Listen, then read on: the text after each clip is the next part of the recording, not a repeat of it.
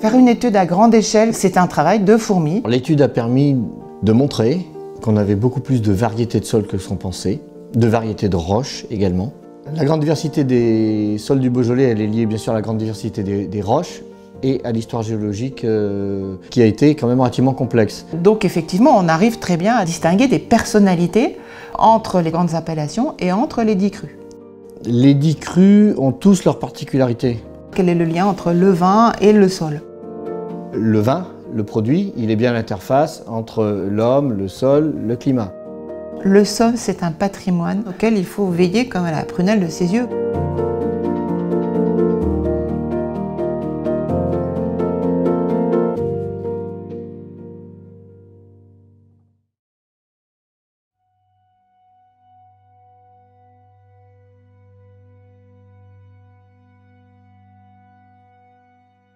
L'étude des sols du Beaujolais a été initiée donc en 2008-2009. Faire une étude à grande échelle comme ça, à grande échelle, ça veut dire on reconnaît presque à la parcelle.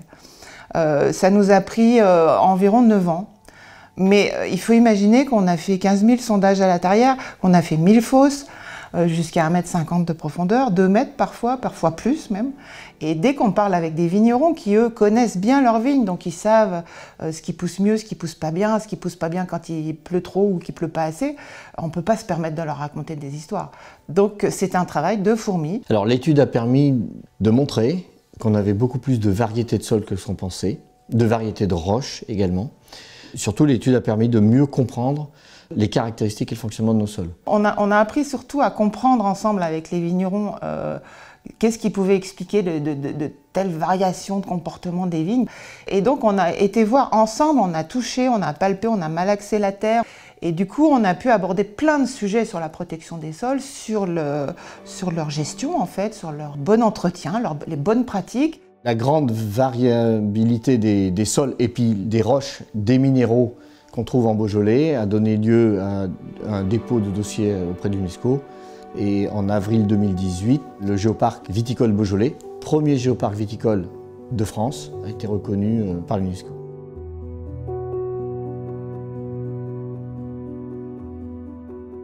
Il y a 15 grandes unités de matériaux parentaux, de roches-mères, et qui mènent effectivement dans le détail à plus de 300 types de sols, avec bien entendu des variantes. En réalité, une infinité, puisqu'il y a toujours des gradations et des passages de l'un à l'autre. Sur le terrain, on peut passer très rapidement d'un sol à l'autre en quelques mètres.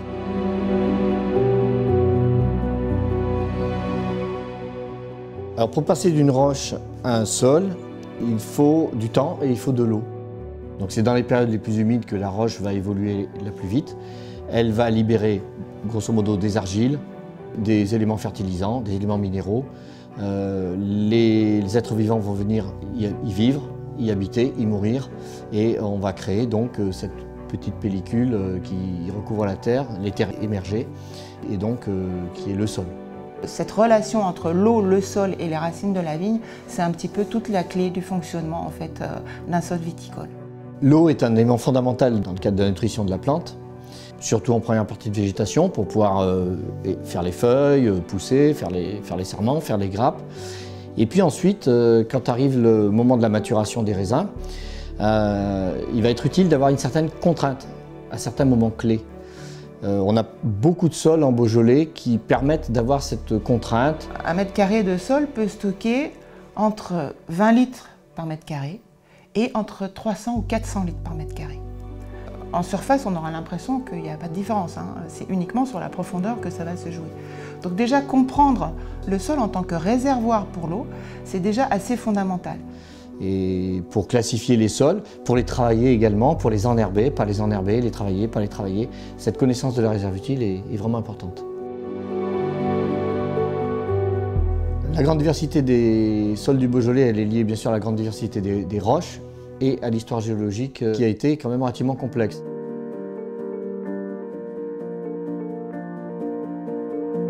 Les premières roches qu'on trouve en Beaujolais, les plus anciennes, les gneiss, qu'on trouve sur quelques zones, Saint-Julien, Rivolé, plutôt au sud du vignoble, pas dans les crus. Ces gneiss ont entre 540 et 500 millions d'années, à une époque où, ce qui sera plus tard la France, le Beaujolais, est au pôle sud. L'événement suivant important se passe au Dévonien, il y a 400 millions d'années. Notre petite plaque continentale dérive, remonte vers le nord. Dans un premier temps, il se crée l'ouverture d'un océan qui est actuellement marqué par le rift de la Brévenne. Dans ce rift, il y a du volcanisme sous-marin et donc il y a émission de laves sous-marines qui vont donner toutes nos pierres bleues. Et le cortège des roches sombres, elles sont bleues, elles sont rouges, elles sont roses.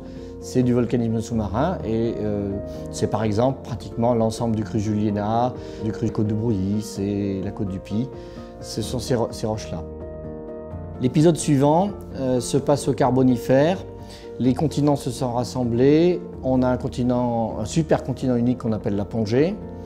Et ce qui va être plus tard la France et le Beaujolais se trouve très haut sur le massif hercynien, un immense massif type himalayen, très haut, à 8-10 000 mètres d'altitude, avec une activité volcanique intense et autres. Et dans les racines de ce massif, en profondeur, un énorme pluton de magma remonte et va cristalliser lentement et va donner les granites. Donc voilà, là on arrive à l'emblème du Beaujolais, le granit rose, le granit d'Audenas, de Fleury. Et donc ce granit, évidemment, il refroidit lentement sous la surface de la Terre. Et puis ensuite, comme la surface de la Terre va s'éroder, eh ben, cette bulle de granit, elle va ressortir en surface. Et là, le granit va commencer à être soumis aux agents atmosphériques, d'érosion, etc. et à s'altérer. 300 millions d'années, les granites. Fin de l'ère primaire, passage à l'ère secondaire, il y a 240 millions d'années, les différents continents commencent à s'écarter, les mers envahissent, c'est le Trias. On ne peut pas le louper, souvent il y a des couleurs invraisemblables, il y a du vert, du rose, des roches très très variables. Et vraiment le Trias, c'est le passage entre le socle des roches très anciennes et puis les roches calcaires sédimentaires un petit peu plus récentes. Ce massif hercynien qui était himalayen a été raboté. Il en reste quoi? Il en reste le quartz qui est inaltérable, il en reste donc le sable. Ce sable forme d'immenses plages, la mer arrive, elle va cimenter ces plages et elle va commencer par faire tous les grès, entre 240 et 190 millions d'années. Les mers sont là, il y a des dépôts, des sédiments, des vases. Il va donc y avoir des dépôts d'argile, puis ensuite il va y avoir tous les dépôts de marne, de calcaire. C'est toute l'ère jurassique, extrêmement longue, entre 190 millions d'années et en gros 65 millions d'années. Les pierres dorées qui sont emblématiques de beaucoup de villages du sud Beaujolais sont des calcaires constitués de petits fragments de coquillages et qui sont précisément datés d'une ère géologique qui s'appelle l'Ahalénien, il y a 174 millions d'années. Notre plaque sur laquelle on est va continuer à monter vers le nord. Le Jurassique, on est grosso modo au tropique nord, des mers chaudes, peu profondes. Tous les récifs coralliens de la région se sont créés à ce moment-là. Il y a 30 millions d'années, l'Afrique remonte également vers le nord actuellement et il y a surrection des Alpes. Ensuite, on a un épisode aussi qui est assez spectaculaire. On a eu des bassins d'effondrement, donc des grandes failles dans ces matériaux avec des compartiments qui sont affaissés entre les deux. Et puis du coup, comme ils étaient affaissés, toute l'érosion des falaises autour, des torrents qui débouchaient dans ce fossé ont rempli un peu le fossé. Donc ça, c'était l'Oligocène. Des terrains très particuliers qu'on va trouver essentiellement dans le sud Beaujolais, mais avec par exemple des roches calcaires, ces grosses boules cimentées entre elles, on dirait presque du ciment comme on pourrait trouver sous les routes ou sous les ponts. Mais non, c'est naturel, des conglomérats et des marnes extrêmement calcaires. Et à ce moment-là, le Beaujolais est pris en savonnette et hop, on est remonté en altitude. Avec effectivement des failles, des cassures de toutes sortes qui se produisent à ce moment-là, et l'érosion qui vient derrière. Et puis ensuite, il y a l'autre élément marquant, alors beaucoup plus récent. Il y a 3 millions d'années environ, l'isthme de Panama se ferme, les deux Amériques se rejoignent. Il y a donc un changement des flux océaniques et une immense glaciation qui vient sur l'Europe Nord, toute l'Europe du Nord. Les Alpes sont complètement sous la glace, Lyon est sous la glace, c'est la glaciation du Rhys. Par contre, à noter que le Beaujolais n'a jamais été sous un glacier. Il y a eu des langues glaciaires, les gros blocs de la Tour de Bourdon, on sent l'illustration, mais le Beaujolais n'a pas été sous la glace. Et ça, c'est extrêmement important. On a conservé toutes nos roches, et notamment nos sols sableux, nos sols de granit, notre saprolite. Nos sables des crues sont là parce qu'ils n'ont pas été emportés par les glaciers. Donc voilà, on a toute cette palette qui se présente sous nos yeux. On a tous les matériaux possibles et imaginables, quoi.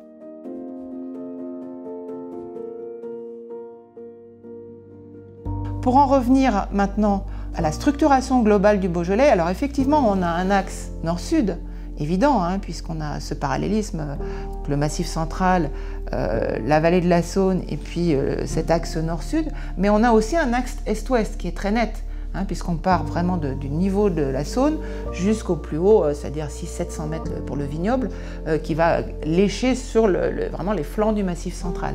Donc effectivement, on arrive très bien à distinguer des personnalités entre les grandes appellations et entre les 10 crus. Donc les Beaujolais du Sud, on avait tendance à dire les Beaujolais du Sud, c'est du calcaire, etc. Là, ce qu'on a quand même bien mis en évidence, c'est qu'on a du Beaujolais Sud, c'est vraiment granitique, du Beaujolais Sud qui est vraiment pierre bleue, volcanique, très ancien, un petit peu comme sur les Beaujolais villages. Et puis là, effectivement, un Beaujolais du Sud calcaire, mais le calcaire ne représentant qu'un quart à peu près des Beaujolais, et pas du tout une majorité comme souvent on pouvait l'imaginer. Dans les Beaujolais, on va trouver en fait quasiment tous les types de sols qu'on trouve dans le vignoble. Ils sont plus ou moins localisés. On va même en trouver certains qui ne sont pas dans les crus, comme les plèches de granit, à Saint-Véran par exemple, qui est un intermédiaire entre une pierre bleue et un granit. En Beaujolais, on va trouver l'essentiel des terroirs calcaires, marneux, calcaires, notamment le chaînon de Villefranche, notamment la zone sud, où on va retrouver effectivement la variabilité des calcaires et notamment la pierre dorée. Mais on a également donc des zones de granit, on a des zones de plagiogranit, on a des zones de pierre bleue, on a des zones de gneiss, on a des zones de grès également. On va trouver dans le Beaujolais, par secteur, toute cette variabilité. Ce qu'on a retenu, nous, évidemment, dans les Beaujolais villages, c'était l'accessibilité. C'est les pentes les plus fortes, c'est ce que j'aurais tendance à dire en premier, puisque dans cette structuration est-ouest du Beaujolais, vraiment les Beaujolais villages, en général, vont occuper la partie la plus ouest du vignoble, donc sur les pentes les plus fortes, dans les coteaux les plus hauts et sur les vallées les plus enfoncées dans le Beaujolais. Dans l'appellation Beaujolais village, on va trouver essentiellement des sols de roches sombres, de la pierre bleue, d'autres types de roches qui sont liés à des événements, des petits événements géologiques et autres, mais grosso modo des roches de l'âge primaire et des roches plutôt dures sur des sols pentus.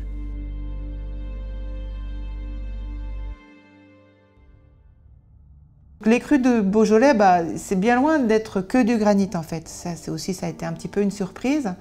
Si globalement, au niveau des 10 crus, tous les sols des granites au sens large, profond ou pas profond, représentent juste la moitié de la surface plantée, en fait, on va trouver pas mal de choses à côté.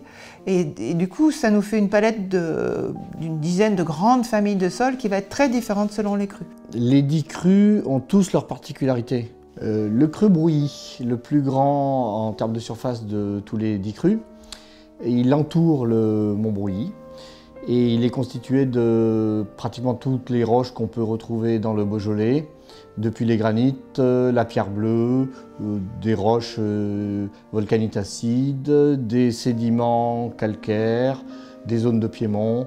On va trouver une grande variabilité des sols sur Brouilly. Le cru Côte de Brouilly est sur le mont Brouilly. Il est constitué de pierre bleue, exclusivement, avec trois versants, un versant sud qui est de la pierre bleue avec une petite variabilité, le versant ouest qui va être en pierre bleue avec une zone qui va frôler les granites et le versant nord qui va être essentiellement des éboulis, très caillouteux avec des sols plus approfondis. C'est bien entendu sur les versants du mont Brouilly des sols de pente. Régnier, il est constitué essentiellement de granit, c'est le troisième cru le plus granitique après Chiroublé-Fleury, et de piémont, avec des phénomènes d'inversion de relief, comme par exemple à la Tour Bourdon, où les gros blocs de grès qui ont été emportés, transportés par les langues glaciaires, ont permis de conserver à cet endroit-là des phénomènes de crête. C'était avant des fonds de torrents qui sont maintenant en fait en relief parce que ce qui est autour a été érodé et descendu. Morgon est un cru assez étendu qui est constitué de granit essentiellement, avec bien sûr une zone emblématique qui est la côte du Pi qui est constituée de pierre bleue, Sur les versants de cette côte du Puy, on trouve des zones d'éboulis et sur la façade ouest, des petites zones de schiste. On y recoupe pas mal de zones de piémont également, de zones plates. Chirouble est vraiment le cru presque atypique, mais en fait très typique du Beaujolais. Il est constitué d'une seule roche, c'est le seul, c'est le granit. Il est 100% granitique. Il est haut en altitude, c'est le plus haut de tous les crus en altitude, en altitude moyenne bien entendu, et il est très pentu. Fleury est un très grand cru en surface, pas très haut en altitude, bien qu'il y ait des pentes fortes, notamment sur la Madone. C'est le deuxième cru le plus granitique après Chirouble. Et donc Fleury est constitué essentiellement de granit, plus ou moins profond, et de zones plus plates de piémont qu'on va retrouver comme toujours à l'interface entre la pente et la plaine. Le Moulin à Vent est un cru assez étendu qui est constitué essentiellement de granit dans sa zone ouest. Le reste étant en piémont, c'est le cru qui a le plus de zones de piémont de tous les crus. Et à noter également sur Moulin à Vent des marnes récentes d'il y a 30 millions d'années au moment de la création des Alpes et qui sont donc très calcaires. Chénat est un cru très petit. Il est constitué exactement des mêmes matériaux parentaux que sont le granit dans les zones les plus hautes du cru, avec des zones basses qui vont être plutôt des piémonts. À noter quand même que, comme d'ailleurs pour Fleury et comme pour Moulin à Vent, le granit de ces zones-là est très filonien. Ce sont des granites qui sont entrecoupés de pas mal de zones d'autres roches, notamment des lamprophyres ou notamment du quartz ou du microgranite, d'autres granites.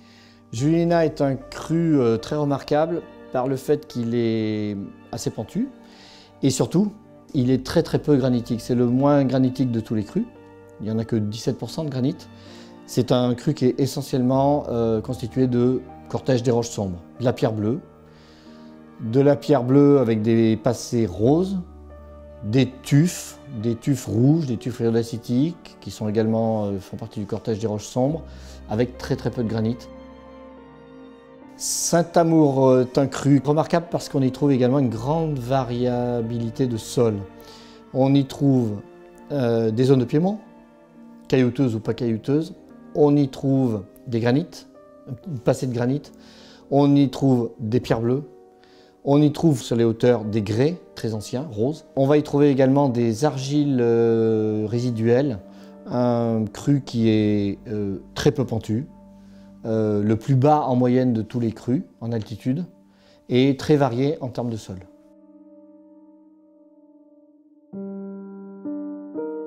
Le terroir, c'est une invention de l'homme. Classiquement, on a l'habitude d'en faire un triptyque, les roches, le sol. L'environnement, altitude, les climats, et puis l'autre partie très importante du triptyque, c'est tout ce qui est humain.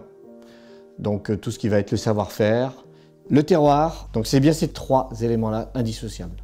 Et là maintenant, c'est la question que tout le monde nous pose régulièrement. Alors le lien, quel est le lien entre le vin et le sol ?